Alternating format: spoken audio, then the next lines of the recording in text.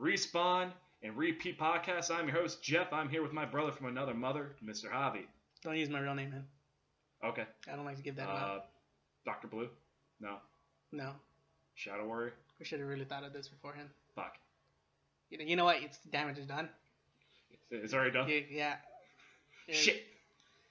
Well, I'm just going to drink my beer and forget that we did this. Anyway, that was the end of this podcast, Hope you guys like this 30 seconds. Great. Where's some money?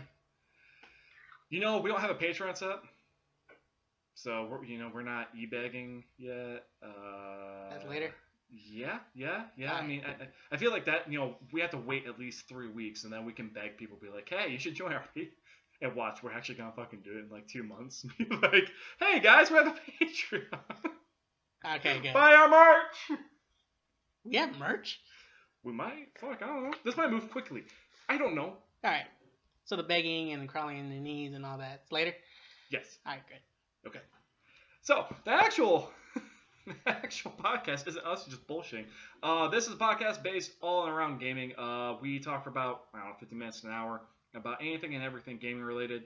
From PlayStation to Nintendo to Xbox and everything in between. We like to consider ourselves connoisseurs of the gaming world. That sounds really pretentious, but I don't give a fuck. Sounds way pretentious. You know what? Just okay. Just because. And you're using big words, man. You're using big words I can't understand. I'm like pretentious. Well, we're pretentious. What am I? Hold on. What is trying this? To figure out what I'm trying to figure out what to say. Pretentious. What does that mean? Use your words. And pretty much the flow of this will go as follows. We're going to go into a couple of topics, and one of the little aspects, in case you haven't caught on, is that throughout the show we will be having adult beverages. So if you're of age, please join us and have a beer. But if you're not, have a soda or water or whatever. We do not encourage underage drinking. Same goes for whoever listens to the video. If you reach out to us on the Twitter handle, we'll have set up and linked to the video. On YouTube and through hopefully Google Play and whatnot. Just be curious to one another. Don't be a dickhead. It's okay to have different opinions, but have constructive arguments. Don't just try and say you're dumb or the whole new meme of no, your mom's gay. You.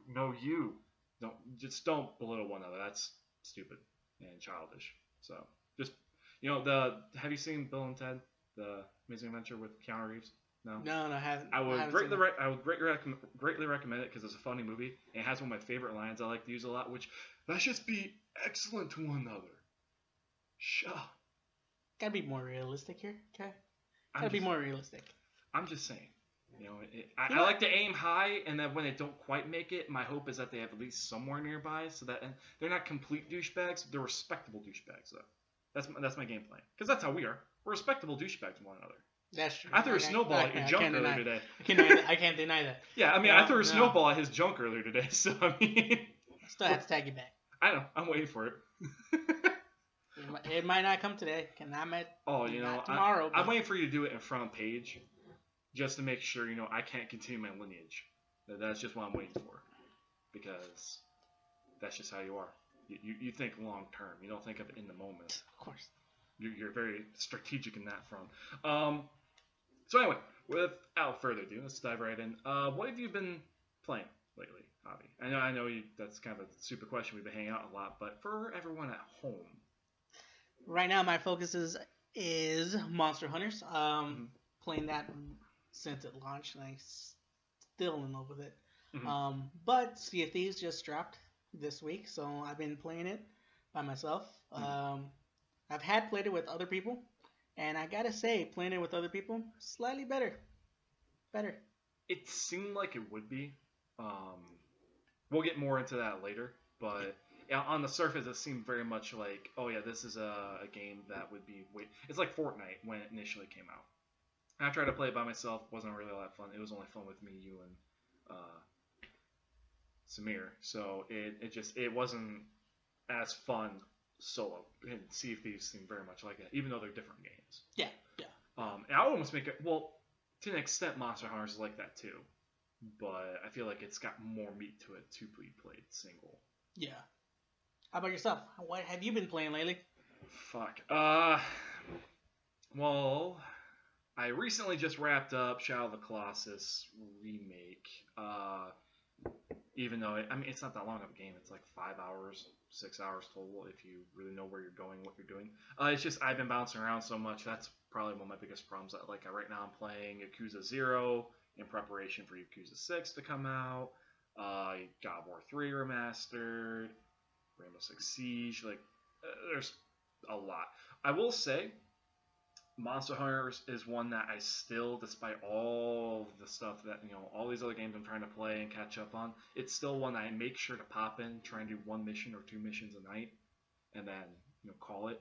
It's definitely one that I try and hop in as often as I can. Granted, I say that while I haven't played it in the last couple days, but it's definitely one I want to, dive in. And I know, I've only just gotten pretty much, I think the last time I asked you where my progress was, because you're much further than me, I'm about halfway, because you're at the tail end. You're at the Elder Dragons section, really deep into the post game stuff, almost, right?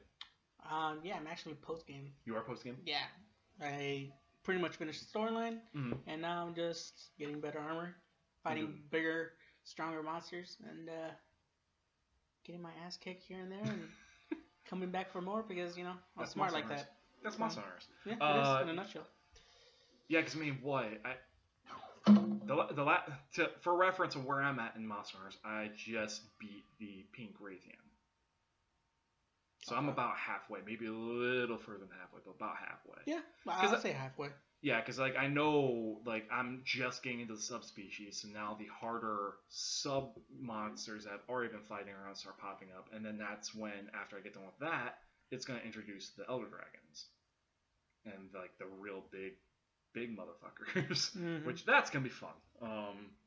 But I'm just happy because one of the things that I really want to make sure before I stop, before I let it go too far, I want to make sure I got the Aloy stuff. So I'm just happy I got all the Aloy shit accomplished. Because God, finding an Angelnath by yourself was a pain in the ass. So I just had to constantly look for co-op people playing the freaking event over and over again. Because I was I was having such a hard time fighting it. I don't know why. It was just kicking the shit out of me. But ever since I got that armor, I've had a much easier time. I don't know why. Anyway, but yeah, that's what I'm up to.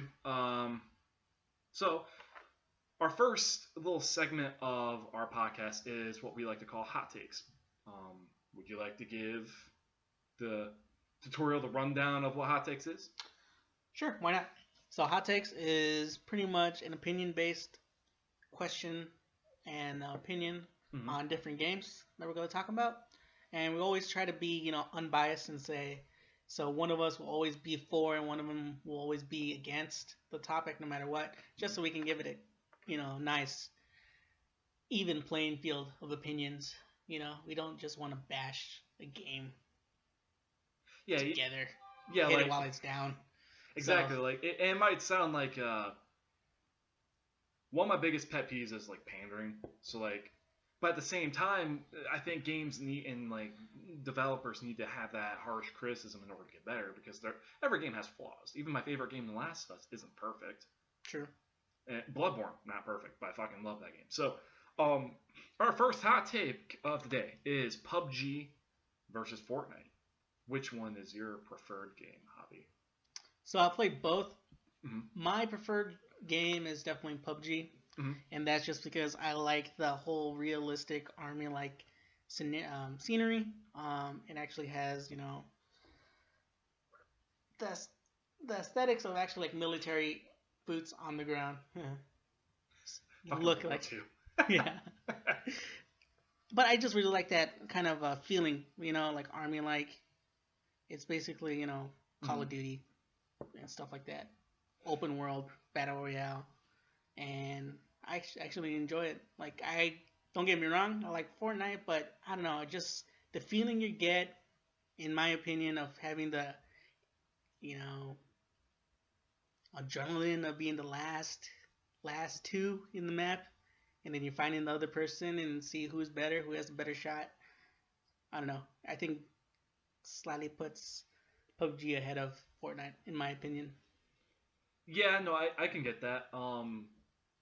To play contrarian to PUBG, my biggest problem, and there's a lot of things I like about it. My biggest problem has been the optimization of it. We even played it earlier today, and Javi and I did get a little too mad for, and at that time with PUBG, because I take it not personal as much as like I want to know why the environment fucks with me. So with PUBG, my biggest problem is the optimization of like noise versus like shot direction and just like in terms of how the game runs itself. That said, I played it a week ago last time I was here, and compared that to today on March 24th, plays a lot better. Plays significantly better. Granted, the sound isn't perfect still, but it's so much further along. It's making a lot of strides. And again, to Fortnite, the reason why I like Fortnite a little bit more is because I like that arcadiness. Like PUBG is awesome. Like especially when you want a tactical shooter, great game. But I prefer Fortnite for sure over it because I like the fast pacedness of it, the smaller map, the looting's a little quicker. The build mechanics, I know a lot of people don't like the building mechanics side of everything, but for me, I kind of dig that.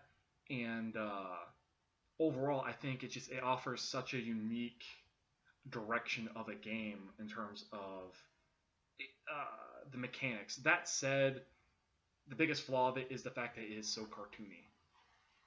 Like the cartooniness, I get it. It looks fucking stupid. So, but I don't know. It's a lot more arcadey. And again, what boils down to, I think, is just preference. Like I prefer Fortnite, but I think at the end of the day, both these games are great when you play with other people. But I still will always say Fortnite's better. Agree to disagree. Agree to disagree. All right. So let me get the timer set back up. Okay, because the last time it didn't work the way I wanted. All right. So hot take number 2. EA should or will lose its Star Wars license. Do you think, or do you not think, that should happen? That start. Oh man. Anything? I think we need to think about hot takes again because, wow.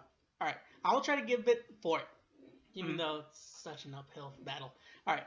It is, but I think there is some arguments to be had. Yeah. Overall, I enjoyed the game. The game was great. There are some things that should be improved, but overall, the experience was great. I think this whole thing with the loot box and the loot crates and all that really put a damper on its reputation on the game. Well, not in the game, but the studio itself. So a lot of people were just bashing EA instead of, the actual game. Because honestly, the game itself was a good game. I enjoyed it. I played it a little bit, but I actually enjoyed the gameplay. The multiplayer was alright and stuff like that. It's just the whole shroud of loot boxing and everybody up in arms against EA because of the loot box. But if we take away, the loot box scenario, overall we have a decent game. Sure.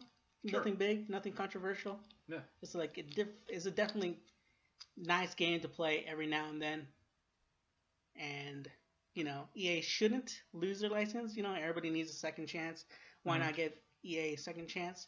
Hopefully they know and learn from their mistakes. But EA. But true, it's like Konami. And the easy thing I could lean on for this argument in terms of being against EA getting a license back, but them losing it, would be the whole the loot box. I'm actually going to go a different way. I think that the license actually could be more beneficial to another studio in terms of actual Star Wars properties being made better at somewhere else. Not even just like the controversy or anything like that. I think they're from the ground up a lot more talent. So the way I look at it is, it'd be really cool if EA decided to Disney backed off the license and ended up instead doing one blockbuster deal for a publisher. They did minor deals. So they want RPG. Let's go contact CD Projekt Red. Let's get our visceral style game from CD Projekt Red because they've done games like that perfectly. We want a cinematic bounty hunter game. Let's go contact Naughty Dog. Yeah, it might have to be exclusive or at least a 1-year exclusivity, but let's go talk to them and see if we can work out something. Or Insomniac, and so on and so forth. So for me, it's not necessarily a big fuck you for me in terms of taking the license away from EA as much as I think it would benefit the Disney brand more and Star Wars as a whole in terms of taking that license back and being able to divvy it up into smaller pieces and allowing individual projects to different places. It would make it a lot more complicated, but I think that'd be more beneficial to Disney as a whole in the Star Wars brand. Yeah, and at least with this one, I will give credence because I don't like EA. And yeah, we're off of the topic, but just give my final 2 cents. But I do think that EA does have credence of, yeah, we fucked up, but they're obviously maybe learning. They completely redid everything in Battlefront 2. Yeah. They listened, so it remains to be seen. I don't know. I'm still salty about the Visceral closing. The third one, Sony needs variety. Yeah. Basically, would you agree or disagree that Sony needs to diversify their portfolio as of right now in terms of first party stuff? No, I don't think they're doing all right. Mm-hmm.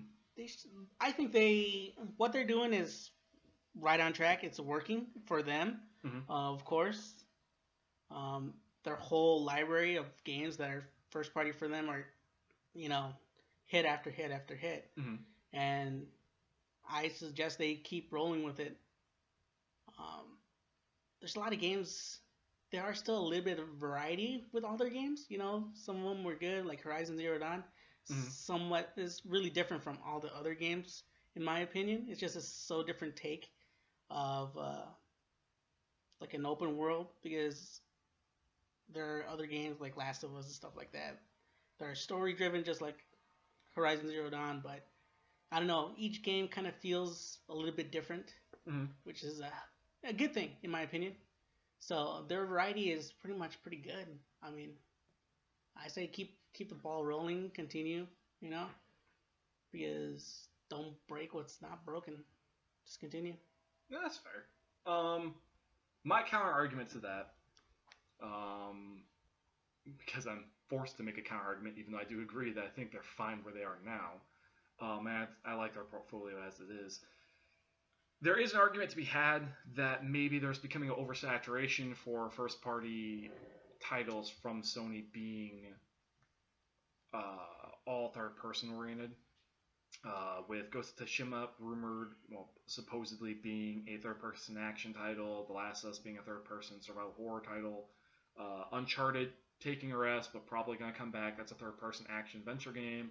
Horizon being an open-world third-person action title, yada yada yada. So a lot of games in the Sony world are third-party right now, especially the bigger tier ones like God of War is now third-party third-person with the camera right over the shoulder, much like The Last of Us. That's why it's getting the meme of that of us, which I'm again fine with, but I could see the credence why that might be a problem. So my argument back would be they could diversify in a lot of different ways and actually take some credence from what Microsoft potentially might be doing. With Microsoft buying PUBG and making that exclusive, my thinking has been a cool way that Sony could diversify their portfolio would be, hey, let's go buy H1Z1 with their Car Royale thing where it looks like Twisted Metal, and let's make that our new Battle Royale game exclusive to our platform. Or, hey, let's go get a developer and bring back games like Warhawk.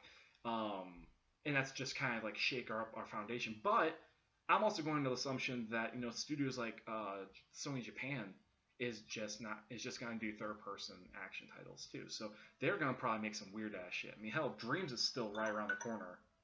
Oh, there's the alarm. Stop it. Yes. Shut up. That was way more annoying than I thought it'd be. I thought it was just going to go beep. Nope, that was stupid as shit. But yeah, so they could use a little bit more variety, but I think my argument is a little tougher just because I think there is a lot in the pipeline that is going to diversify the portfolio. For all the people that are bitching and moaning about they're all the same game, they're not. There's going to be a lot on the way, I think, that's going to really shake the tree a bit, especially at E3. But that's it. I do think there needs to be a little bit more, but we'll see. And the last one is the Switch. The success, the trajectory it has right now looks super positive. It's selling really well, doing really well. Do you think that's going to continue, or do you think it's going to get stagnant within a year or two? Go. I think it's going to continue. Yeah. I mean, they have a lot of franchises Mm-hmm. they can go into. Bring back, Metroid is coming back Mm-hmm. and all that. Um, if they keep on the direction they're going to, and innovating with that, what's it called, with the cardboard? Oh yeah, I don't remember the name of it, but I know what you're talking about. Yeah, exactly. So innovating with different kinds of accessories like that, I think it's something really innovative and things that we haven't seen at all lately. Mm-hmm. So they definitely have the creation and the imagination to build and create things that can get people interested, because it definitely got my interest. Mm-hmm. I was still wondering how they did it, how it works, because seeing the videos of it, it just completely amazes me that you can play cardboard and attach it to your Switch, and there you go. Mm-hmm. Other than that, video games, yes, we had Zelda, we had Mario, but there's still other things that can keep that system afloat and can push it further. They're now opened up to more third parties, bringing back some more third party to that platform is a Mm-hmm. big, it's a big plus for them. So, and honestly, the ability to take it anywhere you go, handheld. Sure. That's a major thing right there. I mean, as long as they don't really falter in any of their future games, I think it's smooth sailing for them, and sky's the limit. Yeah, it could be.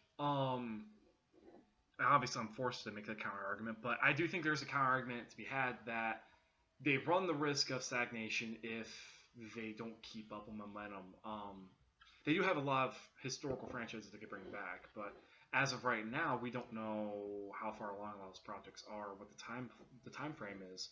Metroid's on the way, but again, not 100% sure when that's dropping.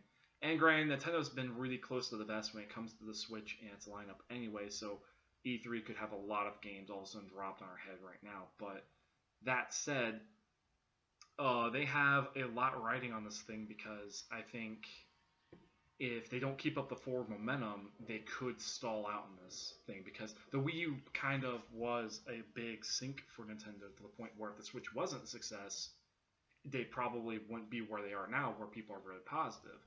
So I think they're still not quite out of the woods in terms of getting away from the little pit. So they need to keep up that forward momentum, and they're doing a good job with the third party support and everything. But I think they need to get more heavy hitters of third party stuff too.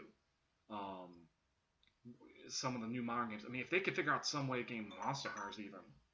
Yes, yeah. If they could figure out some way to game Monster Hunters on Switch, that'd be fucking huge. Mm-hmm. Because I think that's an example of a game that they're kind of missing. They have a lot of the third-party games that have come out in the past, like a year ago or so, but they haven't really gotten these huge, like really, really well, like the Call of Duty World War IIs and things like that. Destiny 2, things like that are system movers if you market them right and blah blah blah. But I think the Switch is way further along. I think people give credit, and I think Nintendo's got a lot up its sleeve. It's just they can't sit back and play passive. They have, like, at least not yet, because we've seen that with the Wii U. They kind of sat back and were passive. And I don't want Nintendo to fuck up. So, but they run that risk of fail. But I don't think if they do fail, it'll be in the next year. It'll be minor mistakes that slowly start to creep up over the next 2-3 years, especially with supposedly a new console generation popping up soon. Yeah. Because that's bound to happen in the next year or two. Like, PlayStation's gonna talk about PS5, and that brings in itself another topic to talk about sometime in itself. If the PS5 comes out in the next year or two, where does that leave Switch with third-party support? That is very true. So I don't think the Switch can handle that much power. Some of the new games, they're putting out. It'll be intriguing. I still say we're not seeing the PS5 until 2020, but yeah, I can see that. But still, even then, I mean, I would assume the Switch is still the Nintendo flagship. But I mean, with how the Switch is, they can move on pretty quick from it. If Nintendo really wants to try and, but Nintendo's weird. And that's why I love them. They're just off in their own little island, doing their own little shit, figuring their stuff out, being cute.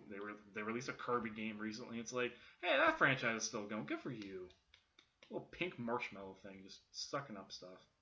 That great girlfriend. We are drinking straight from St. Louis, Missouri. No, not Budweiser. We are drinking a lesser beer. Sorry, Busch. But Busch Light, which I make fun of that. Oh, it's really crappy beer. No, it's not. It's okay. It's not bad. But it's a very good beer on a budget. But true. If you're on a budget, it is a damn good beer. We will get more into the review later, but that's what we're drinking right now, straight from the motherland of America. I mixed Russian terminology with them there. I feel like I'm part of that American show. And I hear the Russian music right now, the fucking from Call of Duty, from World at War. I forget how it goes, but the Russian anthem. You know what I'm talking about, right? Yeah, I know what you're talking about. I'm just still trying to figure out how this whole conversation went to Russia all of a sudden. Because I said the motherland. Okay, there it is. Yeah, and there you have it. Or, I like Jurassic Park. And there it is. Yeah. Jeff Goldblum. Anyway, so, Javi, I've written some things down. You're right. Continue. Just continue. Just continue. Just continue. I've written some things down. Yes. What did you write down? There's some topics I want to talk about for the rest of the show, pretty much. All right. You could say. Say what? That I made a list. Ooh, a list. And these topics just made the list. Making reference to Jericho. Because Jericho is amazing. And I want to meet him one day. Which what? His list is in the negative. True, and ours is in the, well, it doesn't always have to be positive, I guess. Ours is like neutral. It's like a box of chocolates. We don't know what we're going to get into until we open. Well, you know what we're going to get into. I definitely don't. I mean... What? Yeah, because I wrote them down. Anyway. Number one.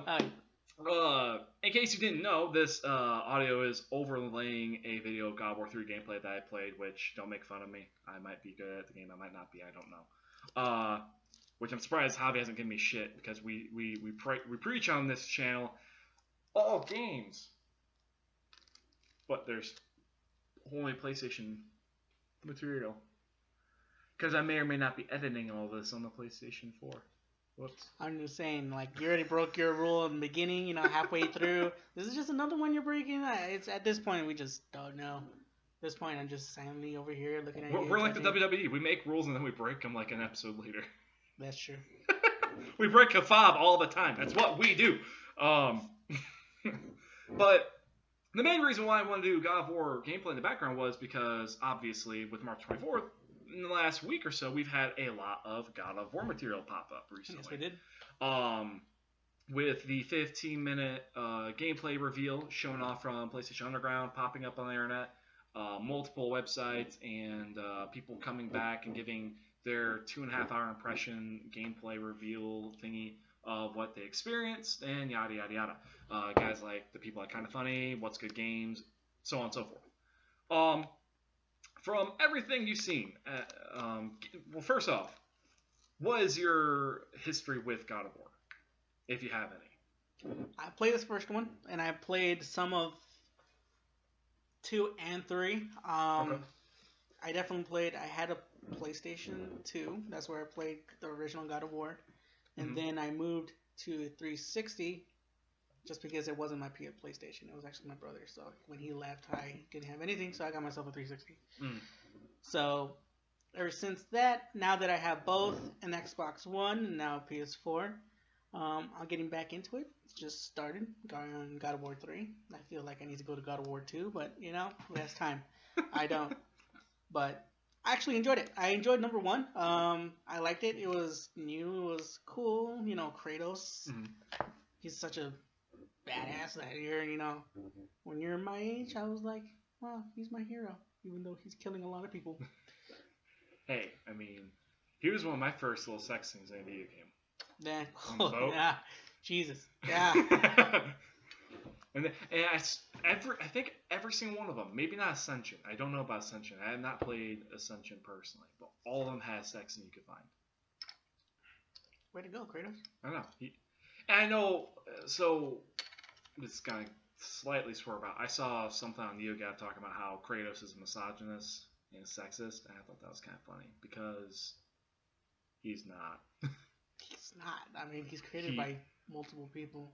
Yeah, and he's not in my viewpoint because he doesn't abuse or neglect women specifically. He hates everybody equally. He's like us. We hate people. Mm-hmm. So except he takes out his anger, frustration on everyone. So he kills everyone without mercy. Like, he's not a good person at all. He's not even. Some people call him an anti-hero. I don't even know if I would call him that. He's just a bloodthirsty monster. But he's just a Spartan. Exactly. Yeah? He's a Spartan that just does not give a shit. And I think that's why I wouldn't call him a misogynist or a sexist, because, yeah, he has sex with women in the games, but the first one was all about him having sex consensually. Second one, consensual.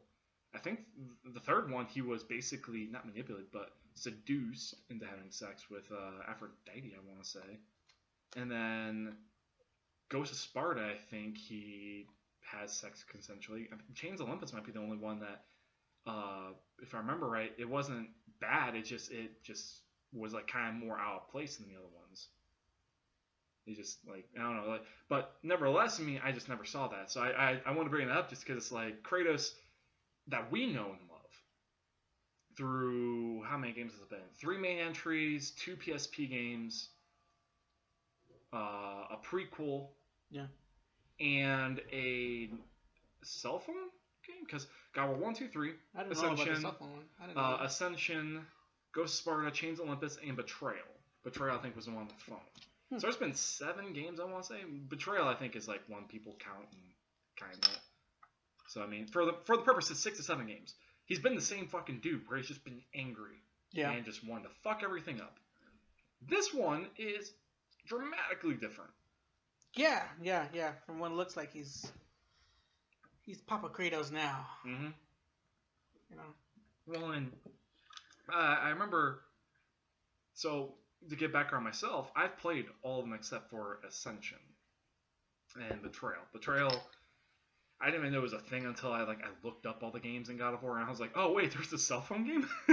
I didn't even know that. And it's random, it takes place in before God of War 2, and in between that and Chains of Olympus. It's in a really weird spot. Anyway, be that as it may, I played all the games. I've enjoyed them, but I would agree that the series saw a lot of game fatigue. Because it was the same game pretty much over and over. Yeah. I saw that, yeah. They were all great, and I loved them, but Kratos wasn't a likable person. He was just a guy that was a vessel for you to play as, to do hack and slash gameplay, and to see big-ass monsters die and fight gods. It was more for the scenery and for the circumstances around Kratos that was interesting, not the character.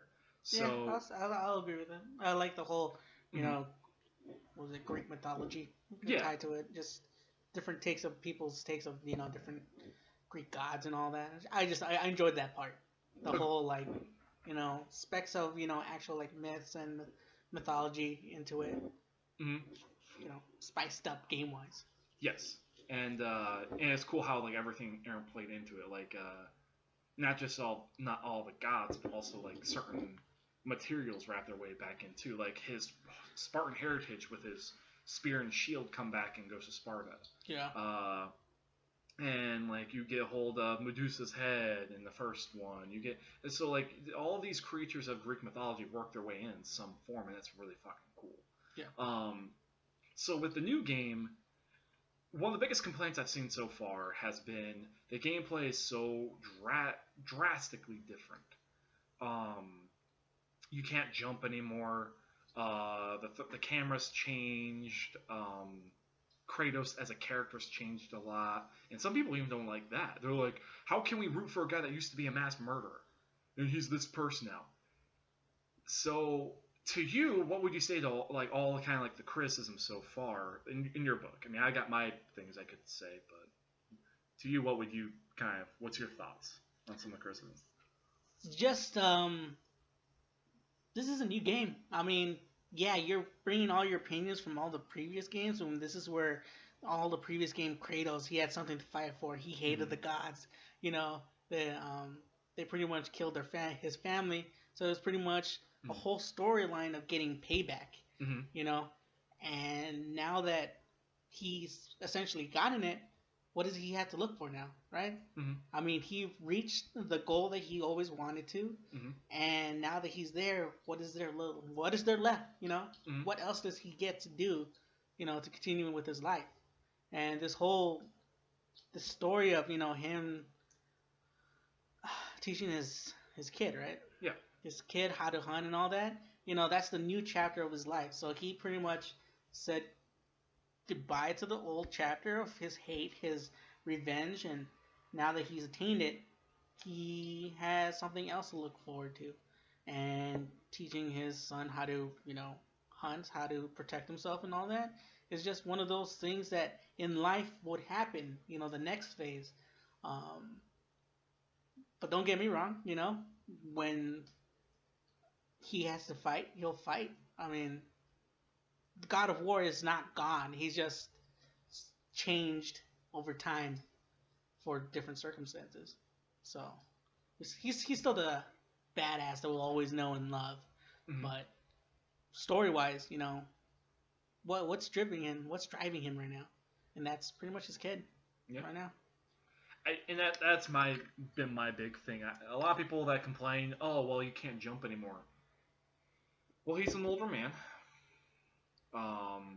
He's still a ferocious fighter, but he's not going to have all the capacity he used to have. He's old man strength now. It's the same thing like I remember in, I think, Uncharted 4, there's even stuff that happens throughout the game that shows Drake's aged a little bit in terms of how maybe not you as a character moves, but him as like a character, he's aged a lot. His reflexes are a little bit slower. Like when his fight against Nadine, he got his ass beat. But if it was like Uncharted 3 or Uncharted 2, he would probably be toe-to-toe with her because he wouldn't be as old. He wouldn't be in his 40s trying to fight a fucking 28-year-old or something like that, right?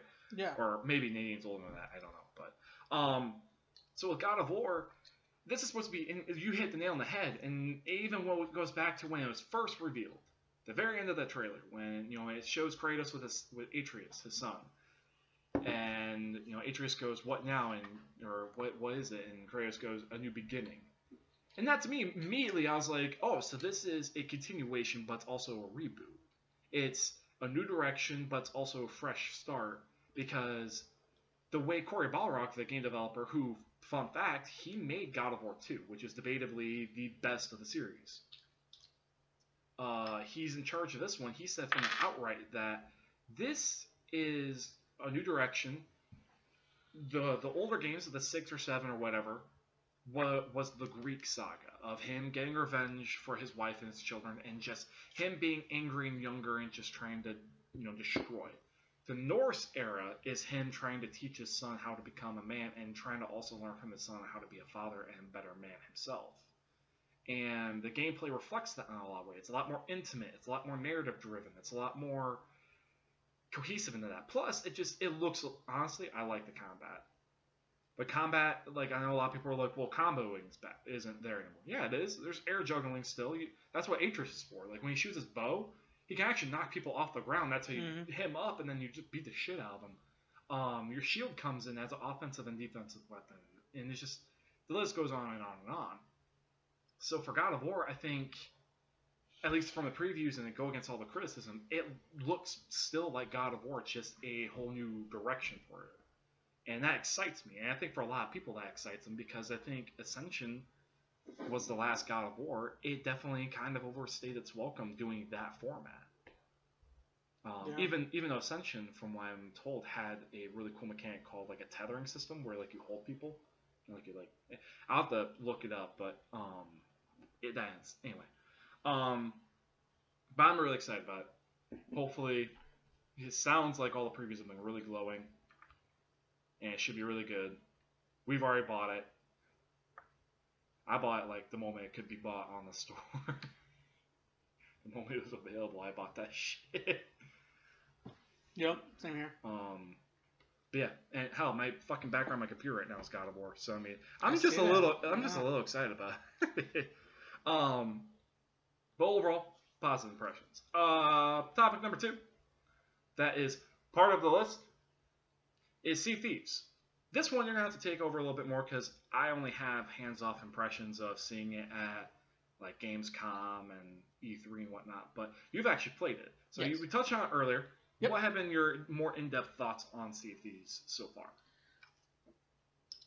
You don't really know what kind of a game it is until you actually play it. I also saw those videos before it came out. Mm-hmm. And then, I thought I liked the look of it, cartoonish, pirates, who doesn't want to be a pirate? Yeah. So that automatically grabbed my interest. It wasn't until I played the beta and now finally the game Mm-hmm. that I get what it is. It is just a fun game just to play around with friends because don't get me wrong, you can play it by yourself, go with a one-man boat, or you can go to a party with random strangers, either or. Mm-hmm. But honestly, I can see where getting a large group of friends, to play it and just sail the seven seas, become pirates, be either live and let live. Mm-hmm. Pretty much kind of thing where if you have 2 ships crossing in the night, I'll let you cross, you let me cross, no need. Or you can be alright, there's another ship, let's go take it down. Mm-hmm. I like the mechanics. It's kind of simplified, but still I enjoyed it. The steering, the sailing, the different treasure maps. Mm-hmm. I enjoyed it. That kind of difficulty where you don't really have a map on hand. You always need to go underneath, where the captain's quarters is and Mm-hmm. look at the map, see where you're going. I actually enjoyed that because, characters don't have maps. They don't have maps that can show them the whole world and show where you're at. They actually had to go to a map and see the ship sailing, and making sure, hey, we need to go northwest. We need to go southwest. And there's a compass on the actual, on the wheel. On the steel? Yeah. Yeah, I forget the name of it right now. Yeah. Steering wheel. The steering wheel. Steering wheel of ships. For lack of better word. Yes. Basically, there's a compass. So all you have is to go by directions: north, south, east, west, southwest, blah blah. Continue. But actually, I enjoy it. I can just imagine how cool it is. Mm-hmm. Go into different islands, get treasure maps, look for them. When you see, a ship coming into the same island, you have to decide whether A, this treasure is worth it, Mm-hmm. or B, go back to your ship and be ready for making it defensive, or go to the offense. And that's the good thing about Sea of Thieves. It's just alright, fun. Sure. Yeah. And it's goofy. I like it. I enjoy it. What would you say if you had to pick some just to be that guy? Would be some negatives, and not even counting in the server problems. 'Cause that's the servers. Thing, but yeah, the servers are a little bit of funky. problem. Yeah, they're really hard. It takes a little bit longer to get into a session. Mm-hmm. All that. I don't want to be that guy that says customizations because there's a lot of customizations. Mm-hmm. But if I can totally see when a person decides to go all out on this game, spend, we've done it to different games. Sure. Spend, good solid month or two just playing that game and grinding it out and just trying to see what you can get. I can see where at a certain point you'll run out of customizations for the boat, for the person and all that. Mm-hmm. But I have total faith of them to bring in additional content, Mm-hmm. and bring more customization in. And that's my only critique, really. It's just like right now it's maybe a little bare bones, but because of how early in it is and how ambitious it is, it's gonna flesh out over time. Yeah, I can totally see it. Yep. One thing I was curious about, and one thing that I still am unsure of, is there like a story mode aspect to it, or is it more just sandboxing? Or is it more just like a sandbox? Like, here's a general idea of what you're doing, like a tutorial quest, like story. But then once you complete that, it's like, cool, now you're an official pirate. Go do pirate shit. And there's no real thread of story. Like, is it like somewhere in between that, or? I don't see any thread of story. I mean, there's different. You can decide to do many different things. Either A, just go for treasure hunts, get treasure hunt maps, or you can be part of this trading company and you can take jobs. You know, you can grab a couple quests and you can do jobs for this trading company. Brings A to B safe and sound, and then you'll get credit and you'll earn. You know. Okay. You'll earn the ability to get. Almost working for like a West Indies company. Yeah, basically. Okay. But then there's also like hunting skulls and different like that and stuff like that. And it's just pretty much improving your level on each one to unlock, you know, better, like, say, not awards, but like badges, like accolades almost? Yeah, okay. Basically. So you have a lot of things to do in it, but I don't see any thread of a story. Okay. I mean, if you decide to become, you know, a trader and do all the trade missions, and that's kind of your story, kind of your shtick. You're just, you know, supporting the trading company and taking things from part A and part B. So. Okay. Because that was one thing I was interested in. I didn't know if it was meant to have a story thing or if it was more almost like a, for lack of a better term, like a Minecraft direction where it was more open sandbox. Here's the tools and like the aspects of the world. Here's kind of the general gist of it. There is no sense of real, or I guess even a better example would be No Man's Sky. Yeah. Here's all this stuff you can do. We're not going to give you waypoints of you to go accomplish stuff. This is your story. You create your pirate story the way you want. We're not going to have a story mode that's going to dictate who you become. It's all on you. You have your adventures. And that's basically what it is. It's almost like a pirate D&D. Yeah, basically. Gotcha. That's cool. Shame it's not coming to PlayStation. I guess I just have to buy an Xbox when I get a better paying job. Which, by the way, if we set up a Patreon, I might do that, and we'll do Let's Plays. Wink, wink, nudge, nudge. Gotta walk before we run, man. Walk before we run. I thought you said we're not gonna beg, dude. I'm not. I'm just fucking around. That's why I went wink, wink, nudge, nudge. Alright, and last topic. With our love of Monster Hunters. No, yours goes way deeper than mine, but yes. I always had a love and fascination with Monster Hunters, but you were always the one I was like, this is my shit. Like, if there's one thing that is my shit, this is my shit. Like, that is on par with, like, WWE for you. Yes. With Monster Hunter's World being the runaway success that it is, and probably going to continue to do that because my assumption is they're going to add a lot of great back-end content. They're already starting to. Which, by the way, really mad they're not adding Leviathan. But I can understand it because it's not underwater or like a really heavy water world. Yeah. Still kind of mad, but whatever. With all the additions, what do you think Monster Hunter's World dictates to Capcom? Does this mean that Monster Hunters is going to become forever a multi-platform title? Like Monster Hunter's World is now the new box that they're going to try and emulate going forward with Monster Hunters? Do you think this is just like, what do you think this lesson teaches to Capcom as a publisher? I just say major thing is that they can now have success all over the world. That's the major thing that I think they can come out of that. I mean, they kept portables and Monster Hunters more to, you know, to the east, you know, in China and Japan and that, because there wasn't that much. There was a market, but there wasn't a lot of huge popularity in the north, you know, northwest. Yeah, like in America. In America, you know. So the major thing they can come out of that is that they know there's money here in the States, South America, all that. In this side of the world, there's more money they can come out of.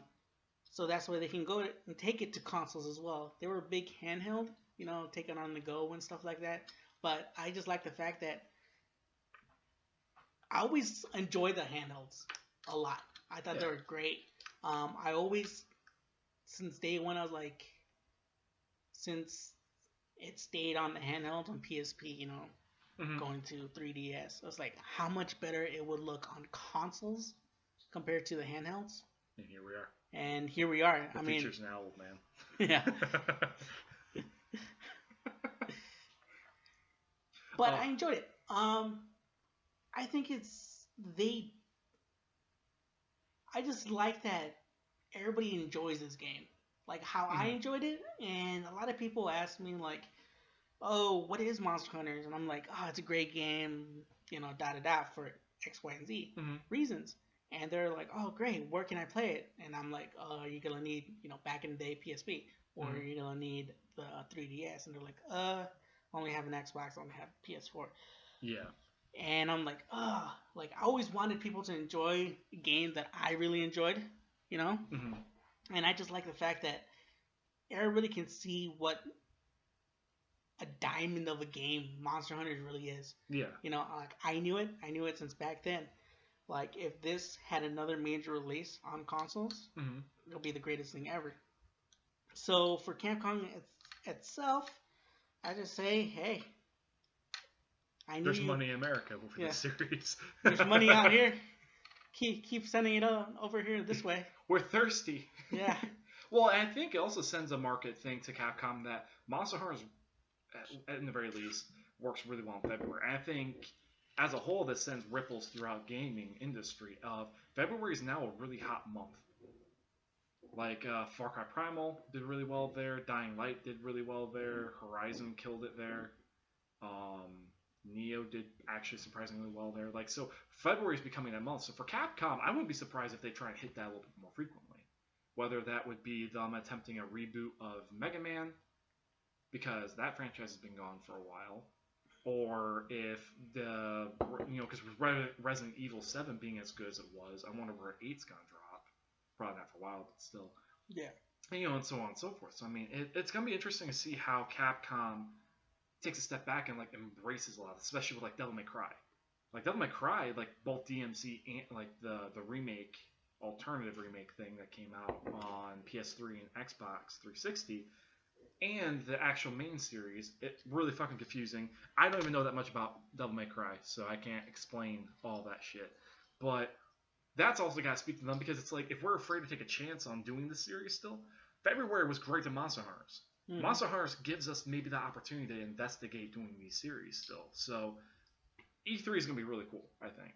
Yeah. Like, especially with, my hope is that we're going to get even more Monster Hunter stuff at E3. Like, Capcom's just going to go out and be like, hey, bitches, guess what? We are bringing the Leviathan, because you know why? We have an expansion we're selling to you for $10, where it's a whole new map. The Leviathan is the main monster there, but we're also adding 3 other old school monsters. And that, honestly, I'd buy that in a fucking heartbeat. Because then I'd be like, oh, for $10, that's it? That's a lot of content, actually. Because their maps are pretty big. Yeah, they are. Yeah, so I'm excited to see what Capcom does. Anyway, so that's the end of Made the List. We checked it twice. Because the other item is now being moved to the solo show. That's just so bad, man. Jesus. Made the list, checked it twice. Fuck you, man. You do you, I guess. You know, I do myself every night just to make sure I get taken care of, alright? Once again, I want to say, Adult Podcast, kids. That'll be fine. You get yourself into this. They don't. We warned you. We warned you once. We warned you twice, actually. That if you're a child, you probably shouldn't be here. We're drinking alcohol at that. Alright, so we're moving into the review section of Review This Beer in Space. The beer that we've been drinking all episode, like we said earlier, was Busch Light, which is a fine, cheap beer. It's one of the better ones, I think, of the cheaper beers in terms of options. Yeah. I'm not gonna get into nitty gritty. I don't think we're gonna be those connoisseurs be like, the finish of the beer. It's a fine, crisp tasting beer. It's light. Yeah. It's not heavy. You can drink a lot of it. That's why it's popular for tailgates. Yes. And I think the reason why I like this one so much more compared to like Bud Light or even Coors Light. Well, maybe not Coors Light. I actually like Coors Light a lot as well. It doesn't taste watery. Like Bud Light's problem is it's really watery. Same thing with Miller Lite in some ways. And anything below Busch Light in terms of like Milwaukee or Natty Light, that's garbage in my opinion. So I think we know what we're gonna review next week. Next month. Natural Ice, baby. Oh god. But in terms of beers, it's definitely a nice cozy beer. But it's if you're on budget, solid choice. You could drink a lot of them. It won't get you too fucked up. I mean, we drank 2 and we feel fine. Yeah. Even though people probably be like, you sound wasted. No, we're not. We're just goofy assholes, especially me. But that said, if you have a little bit more money, obviously, there are better options than Busch Light. Yes. So, really, it's good for cheap. And last but not least, just really quick, Javi, in case you don't know, we end the show every week of Today in History, or this day, which is basically we reminisce on one game. Oh, okay. If you had to pick, because I'm gonna leave it to you to pick the game. I thought this is like this day in history. Like you gotta get it like a historic event on this day. I wish. And honestly, you made this just confusing, man. I know. I'm gonna probably change the name. Fuck you, or reminisce today or something. I don't know. This is a work in progress. Fuck you. This is reminiscing minute here. Yeah, reminiscing minute. Fine. There we go. Podcast. Better name. Fine. You just made the list. What would be a game that you'd pick? Pass. You're passing. Fable. I'm gonna pick Fable. Since you want to be an asshole and pass. The reason why I picked Fable is because there's been rumors that a new Fable is being made as of right now, and it's coming back. Granted, Lionhead got closed, so that's kind of a bitch slap to Lionhead, but Fable 1 was so good. Like, I don't know if you ever played it, but I love Fable 1. And Fable 2 was good, and Fable 3 was fine, but Fable 1 was the shit. And I like the story, I like the direction. So my hope is that reminiscing about a game that has not been touched in some time, it might come back soon, hopefully, but it definitely was one that was awesome for the Xbox. It was one that actually sold me on wanting to get an Xbox because it was so cool and different. Like, you don't see many British-style RPGs. Like, it was different. So, that would be my choice for this episode. My choice? Pitfall. Pitfall? Oh, man, I enjoyed Pitfall. I can dig that. I don't know. It's just one of those games where it's like, oh no, like every time you play it, if you get the chance to play it, the old school Pitfall, it's just one of those. It's like, oh man, I forgot how such a good game this is. It's just Pitfall. I like it. Good choice. I like that. I like pretty old school dress. I like it.